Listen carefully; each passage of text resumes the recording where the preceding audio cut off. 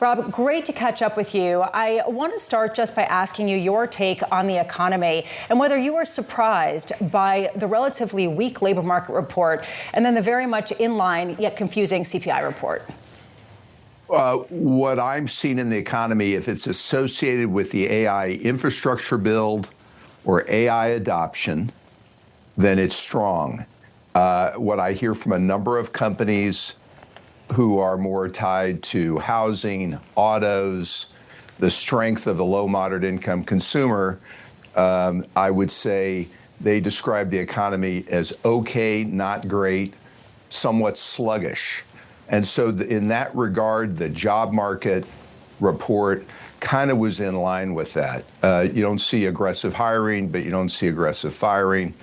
And I still think we're several months or a year away from companies having enough confidence in the AI use cases to more aggressively use AI to replace people, but that is likely to happen. I think there'll be new jobs created also, but the point is unit labor costs are very well behaved, and I think you and I have talked about this. The share of GDP going to profit is increasing. The share going to labor is more muted.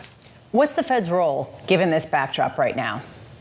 So you've got a lot of cross currents, and in fairness, if we didn't have the war in Iran and the spike in oil prices, which I think has raised headline inflation and bleeds into other items, my guess is we might not even be talking about the prospect of a rate increase. And I think the Fed's role here should be to try to understand these cross currents. The AI infrastructure build is probably inflationary, and you've got tariffs, labor constraints, oil spike that exacerbate that. On the other hand, AI adoption should ultimately be disinflationary. Chinese overcapacity should be disinflationary. And so it's not surprising to me that there's a lot of debate and they're trying to weave through this. I think what I would be doing in my former seat is I would not have raised rates in July. I think they made absolutely the right decision. I probably wouldn't have cut in December either, by the way. That last cut I would not have done. And I would be keeping an open mind between now and September. If I see meaningful improvement, I might be willing to kick the can and do nothing.